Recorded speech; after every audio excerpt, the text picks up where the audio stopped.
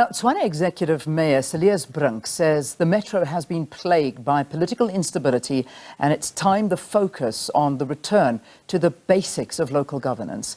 Delivering his State of the City address yesterday, the mayor said services such as water, electricity, waste collection, sewage, roads, public lighting and safety should be prioritised. Brink said he is not going to paint a rosy picture about the state of financial and institutional dysfunction in the city and the serious questions about the integrity and effectiveness of the city's supply chain management in getting contractors. But the city relies on a bold recovery plan to bring back functionality. Morning Live is going to be interviewing mayors every Friday, and Tshwane Executive Mayor Cilliers Brink is the first in the series. So welcome. Thanks, Leanne. Great to be with you. Yeah, it is good to be with you too. And I mean, you've broken a record this year. You've managed to last 2 months. That's huge. I'm sure somebody has broken that record.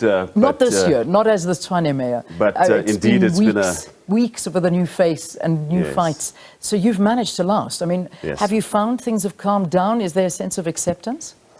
I think so. There are two very important ingredients to a successful coalition. The first is that you have to have a majority. Now, in Tshwane, we've got a paper-thin majority, and we obviously had internal problems with coalition partners, which luckily has now been sorted out.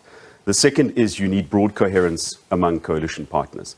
And I think in Tshwane, we've had that. In Johannesburg and Ekurhuleni, those two essential ingredients have not been there. And I think in Tshwane, there is the basis for long-term stability. But coalitions are inherently unstable, uncertain. There are no guarantees. And I have also tried to reach out to the opposition. Most of the places that I've visited as mayor are places where the DA and our coalition partners don't have the ward councillors. So I've tried to create a sense of collegiality, even with opposition councillors. And hopefully there'll be the realization that to now change an administration once again is simply not going to be to the benefit of the people of Tshwane. Yeah, and that is glaringly obvious. I mean, when you take a look and a drive through Tshwane, I mean, you as the mayor must look around and in a way shake your head and say, you know, how did we get here? Because I think a lot of people in different metros are asking the same question. How did we allow it to get to this level? Work in rectifying it is going to be expensive. I think you've been very open and honest about the sense of the financial difficulties that Tshwane faces. But let's go into it. Let's recap where you're at the moment. So it is essentially important that we get the finances under control. If we don't get revenue collection under control, if we don't control our expenses, then none of the other ambitions that we have for the city of Tshwane are going to come to fruition. Currently, revenue collection is not what it should be. You know that we had a very negative audit outcome that outlined the breakdown of systems and controls that are needed for accountability. And so we've got to get that right. In the coming weeks, Tshwane will be going on a very aggressive revenue collection drive. Last year, you might recall, we had this campaign called Tshwane Yatima, which targeted huge users of water and electricity who weren't paying arrear accounts. That generated in just a few weeks 800 million rand, which helped the municipality to manage our cash flow. But we've got to move beyond campaigns, and we've got to make Tshwane Yatima a standard operating procedure because it's essentially credit control.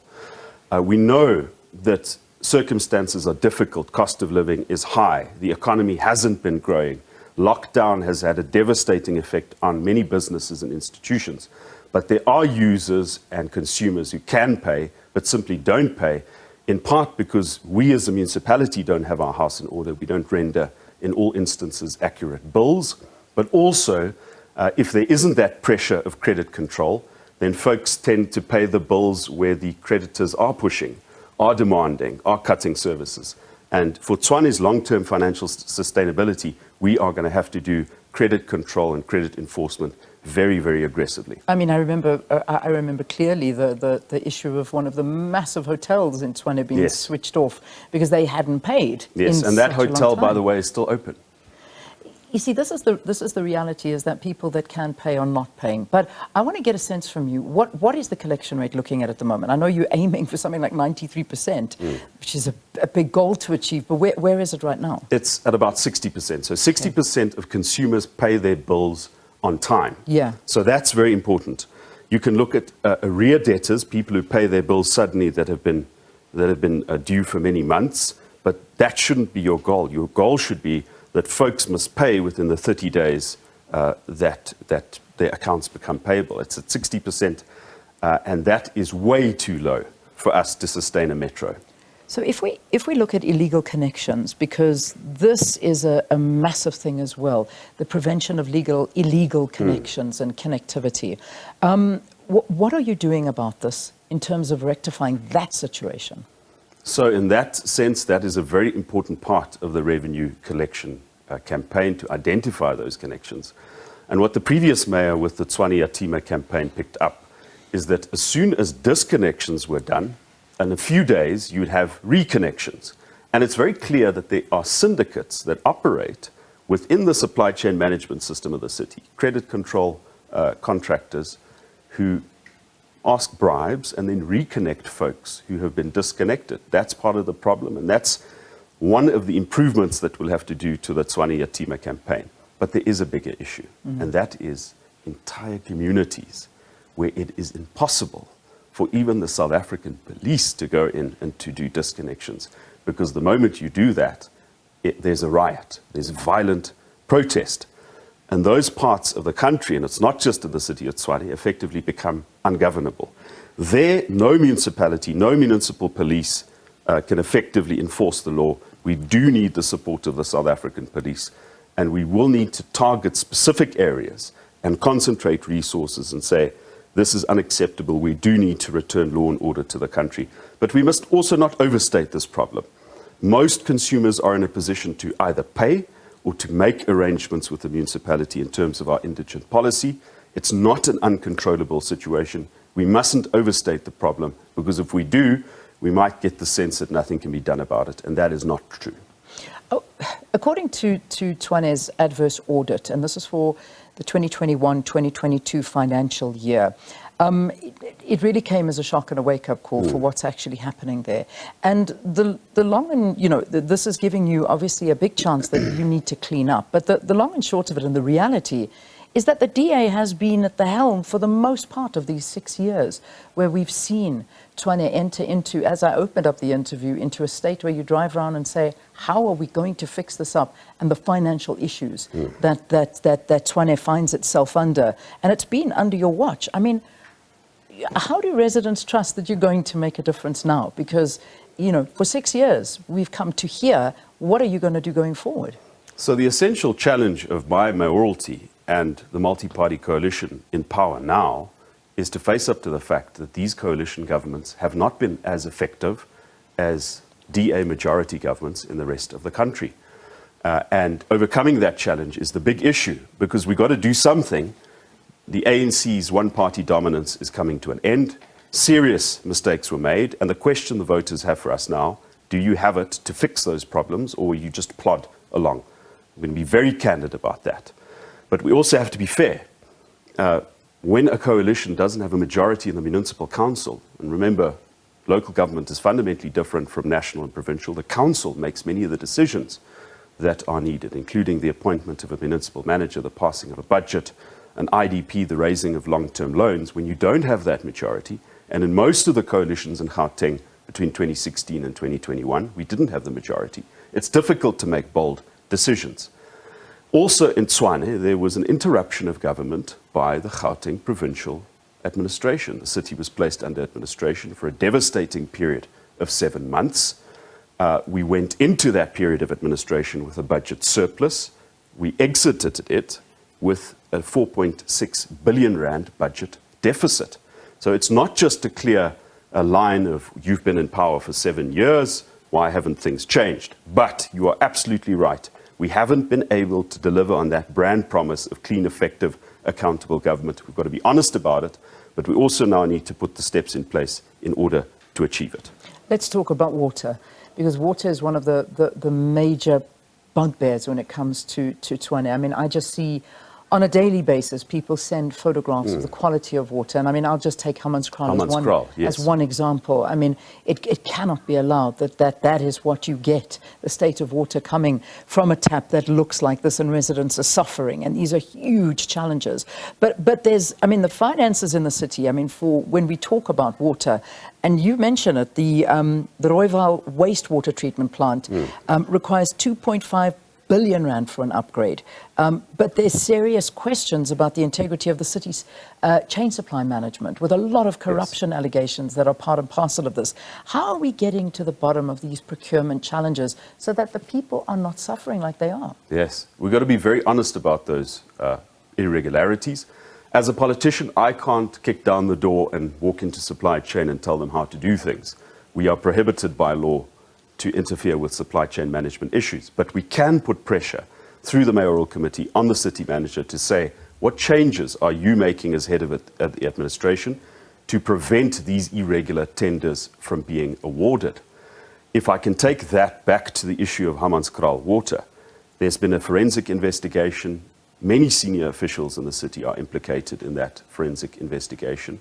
We're tracking the progress of that, and we hope to see some consequences. But, you know, being honest about the situation at Hammanskraal, we also have to say that fixing Rooiwal, executing that project, and remember, it's only phase 2 of the project that's going to be 2.5 billion rand. That is the entirety of the city's capital budget. Doing that within the timeline that the municipality can is not going to be acceptable to the people of Hammanskraal and Pretoria North, who suffer the consequences of not having potable water. We'll have to partner with national government. I've had a meeting with the Minister of Water. In the next 2 weeks, our technical teams will get together. We'll consider various options, but it starts with the admission we can't do it alone. We're going to need the private sector, and we're going to need other organs of state to assist us to bring the capital to do the upgrades. And in the meantime, that very important issue of the tenders and the supply chain management system, we need to see consequences flowing from that. Yeah, well, I'm happy to see that, you know, that hopefully there is going to be this partnership that can rectify the situation. I mean, I know there's so much to talk on. As much as I want to dig deeper into it, I'm going to allow you sort of just to give us what the immediate plans are to rectify them. One of the big issues, though, and it's an accusation and it's one that has been pointed towards the DA, is that the DA seems to be very focused on sort of residents and towns. When it comes to the rural areas, they just throw their hands up and walk away and are not particularly interested in, and townships as well. Let's talk about that. And how are you as mayor going to ensure inclusivity of everybody that is living there? So just to give you an idea of the places that I have been since I've been the mayor, it's been Attridgeville, Mabopane, Winterveld, Soshanguve, Mamelodi, Nalmepius. Now, those are places where certainly the DA has support, but we don't have the majority of support. I've reached out in those communities. Of course, visiting a place doesn't mean solving the problem. Yeah, but it means immersing yourself. It could also be seen as electioneering. So yeah, we have to make that true. It's one thing visiting, but it's another thing doing something. No, certainly. But, you know, how you spend your time and your attention is a very important indication of your sets of priorities. And those are the places that I have been. And members of my mayoral committee have been to even more places. So I hope that gives an indication of our priorities, and that includes working with the ward councillors, working with councillors who aren't DA or Action SA or Freedom Front Plus or IFP or ACDP. And I think that is the sort of commitment that we need. You can also look at the budget. We're spending the budget in the poorest areas. Region 1, Winterveld, Soshanguve, Mabopane, the poorest region, the one with the biggest backlogs in terms of infrastructure, gets the highest spend in terms of capital and operational expenditure. We are serious about creating a city that works for all of its people. And although we're in very difficult circumstances, let me not get anyone under any illusions of that. Our commitment is a system and an order that works for everyone. and where the poor have an opportunity to move up in life. My final question to you as we head into wrapping the interview is that, I mean, a lot of people have commented on it, on your address, and saying that it's very ambitious plans, and that of course this is a very bold recovery plan that you've given there. And we hope it works. We really do. Every time somebody gets up and makes a thing with where we're wanting to invest in core infrastructure, mitigate the effects of load shedding, you see how upset people are, procuring energy from independent providers. However, in somewhere like the city of Tshwane, things go south very quickly. Absolutely. And you get that vote of no confidence coming your way. Or you get something going wrong in the supply chain management system that derails all of the plans. Exactly. But how do you think municipalities are going to overcome this instability? Because I think that's a question that we need to look at for a wide range of these coalitions that many say this is the future of governance in South Africa. How do you think that this high turnover, particularly in Tshwane, of mayors, can be solved? Let me just quickly say something about electricity. Go for it. Because that's so important. We have two important assets, Rooiwal and Pretoria West. They provide an inlet into the national grid. We're going out with requests for proposals to the private sector to say, how can you use Rooiwal? You remember that the previous mayor also tried to make attempts in that regard, which unfortunately ran into difficulties. But we have those assets, we can generate some electricity, and we're looking to places such as Cape Town, which are now nearing close to procuring electricity at the same tariff as from Eskom. And the difference is those folks keep the lights on, Eskom do not. As for coalitions, they are, as I mentioned in the introduction, inherently unstable. They depend on good relationships. What I'll try to do is to incorporate the policy concerns of the coalition partners into the program of government, to maintain those relationships, but also to appeal to parties across the board to say that if you replace me with someone, what is your plan going to be? Are they simply going to abandon what we're already doing, and is it in the interests of the people of Tshwane? All right, we leave it there. Thank you. Tshwane Mayor Cilliers Brink saying that under the coalition agreement, the plan is to take better control of the city's finances and to focus on delivering basic services among the plans. Thank you. Thanks again for your time.